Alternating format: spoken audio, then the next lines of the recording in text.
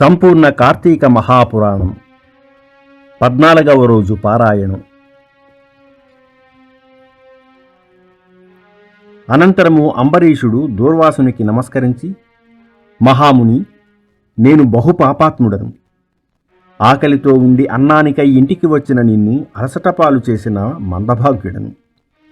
అయినా నా యందు దయతో మరలా నా ఇంటికి అతిథిగా వచ్చితివి. దయచేసి నా ఇంట విందారగించి నా సర్వదోషాలను ఉపశమింపజేయి అని ప్రార్థించాడు. దూర్వాసుడతనిని తన బాహువులతో లేవనెత్తి, రాజా, ప్రాణదాతను తండ్రి అంటారు. ఇప్పుడు నువ్వు నా ప్రాణాలను కాపాడటం వలన నాకు పితృస్థానీయుడవయ్యావు. నిజానికి నేనే నీకు నమస్కరించాలి. కానీ బ్రాహ్మణుడను తాపసిని నీకన్నా వయోవృద్ధుడిని అయిన కారణంగా నా నమస్కారం నీకు కీడు కలిగిస్తుందే గాని మేలు చెయ్యదు. అందువలన నీకు నమస్కరించడం లేదని ఏమీ అనుకోవద్దు. నేను నిన్ను కష్టపెట్టాను, అయినా నువ్వు నాకు ప్రాణభిక్ష పెట్టావు. నీ వంటి ధర్మాత్మునితో కలిసి భోజనం చేయడం మహాద్భాగ్యం అని చెప్పి అతని ఆతిథ్యాన్ని స్వీకరించి విష్ణుభక్తుల మహాత్య ప్రకటనార్థం పరీక్షకునిగా వచ్చిన దూర్వాసుడు ఆ సత్కార్యం పూర్తి కావడంతో తన ఆశ్రమానికి తరలి వెళ్ళిపోయాడు. కాబట్టి కార్తీక శుద్ధ ఏకాదశి నాడు ఉపవాస జాగరణలు చేసి ద్వాదశి నాడు దానాదులను నిర్వర్తించి బ్రాహ్మణ సమేతుడై ద్వాదశి ఘడియలు దాటకుండా పారణం చేయడం వల్ల అన్ని పాపాలు అంతరించిపోతాయి. ఈ పుణ్యగాథను చదివించినా వ్రాసినా వినినా కూడా ఇహంలో సర్వసౌఖ్యాలను పొంది పరంలో ఉత్తమ పదాన్ని పొందుతారు.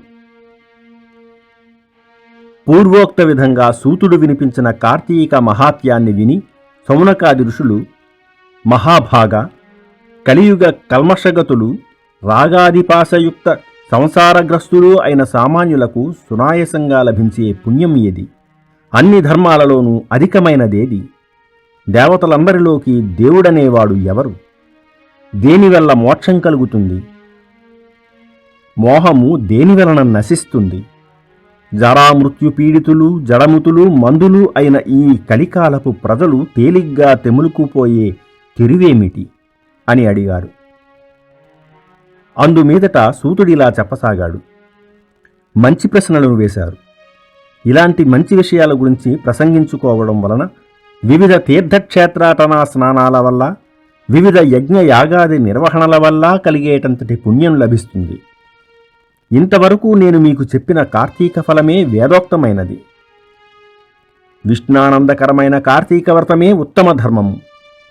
సర్వశాస్త్రాలని వివరించి చెప్పేందుకు నేను సమర్థుడిని కాను, సమయమూ చాలదు.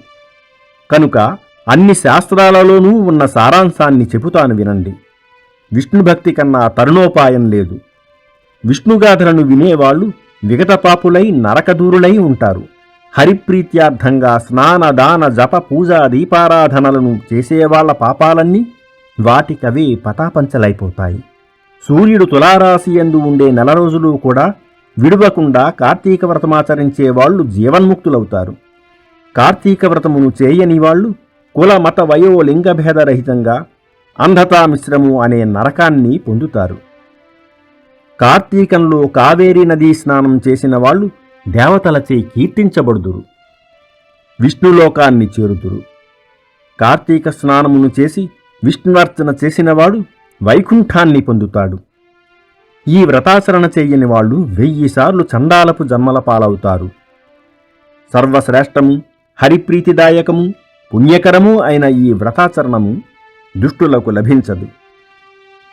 సూర్యుడు తులారాశిలో ఉండగా కార్తీక స్నాన, దాన, జప, పూజాదులు చేసేవాళ్లు సర్వదుఃఖ విముక్తులై మోక్షము పొందుతారు.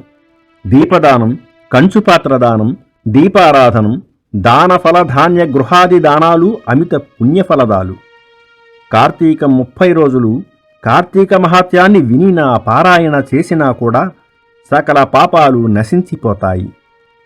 సంపత్తులు సంభవిస్తాయి. పుణ్యాత్ములవుతారు. ఇన్ని మాటలెందుకు?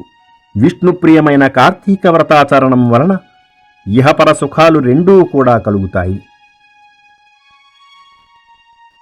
14వ రోజు పారాయణం సమాప్తం.